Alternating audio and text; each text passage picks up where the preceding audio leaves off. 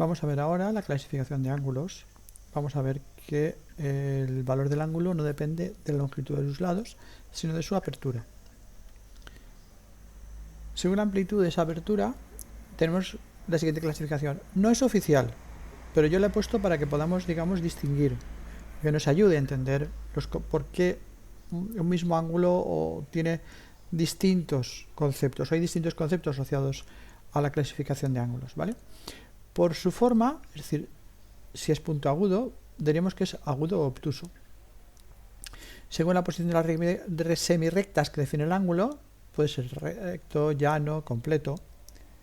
Respecto a la posición que tiene la tangente del arco respecto del ángulo, o sea, respecto a la posición del arco, puede ser cóncavo o convexo.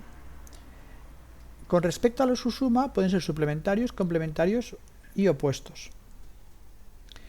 Bien, en principio, esta es la clasificación inicial sobre la que vamos a hablar. Ahora voy a definir cada uno de ellos. Bueno, aquí tenéis la explicación de dónde viene la palabra agudo, de dónde viene la palabra obtuso, ¿vale? Y por qué hablamos de punzante o no, ¿de acuerdo? Dice agudo, perdón, que lo han entonado mal. Es todo ángulo cuya amplitud sea menor que la del recto. Si un ángulo es agudo, se debe cumplir que está entre 0 y 90. Fijaros, como si estamos hablando de 0,90, es un ángulo así, tiene una forma punzante, ¿de acuerdo? Es puntiagudo, por lo tanto, por eso hablamos de agudo. Ahí sabéis que esto, si habéis leído esto, ¿vale? Que viene del latín acuere y volver puntiagudo. Obtuso es aquel cuya amplitud es mayor que la del ángulo recto y menor que la del llano, es decir, el que está aquí. Va de 90 a 180, ¿vale? ¿Por qué? Dice que viene de obtudere y que quieres golpear la punta para dejarla chata, es decir, lo que se intenta es quitar un poquito, o sea, eso para que no sea puntiagudo. Bueno, recto, ¿vale? Bueno, no leo las introducciones porque pienso que lo podéis leer vosotros y no voy a hacer ningún comentario al respecto. Recto es uno cualquiera de los ángulos en que la bisectriz divide al llano. Claro, evidentemente, si yo divido el llano en dos partes, ¿de acuerdo? Pues forma un ángulo de 90.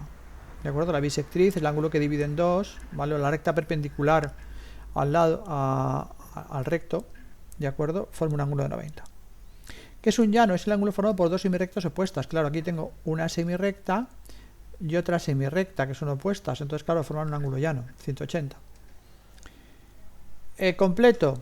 Bueno, en este caso es cuando las dos semirrectas son iguales. Si yo cojo esta semirrecta y otra semirrecta justo encima, pues el ángulo que forman es el de 360. Me podéis decir, también es el de 0, sí, por eso después hablamos del concepto ampliado de ángulo, ¿vale? Pero realmente, si yo voy de aquí, de la primera a la segunda, pues haríamos que son 360 grados. Bien, por otro lado, ahora tendremos el concepto dependiendo de cómo está la tangente. Claro, si yo cojo este ángulo y calculo la tangente a este arco, ¿qué ocurre? Pues que las tangentes van todas por encima, ¿de acuerdo? Si yo cojo este ángulo y calculo las tangentes van todas por debajo. Entonces, por eso decimos que es cóncavo o convexo. Es aquel que vale menos de un llano, ¿vale? Es decir, un ángulo que va de aquí a aquí, ¿vale? Y comprende los agudos, los rectos y los obtusos, ¿de acuerdo?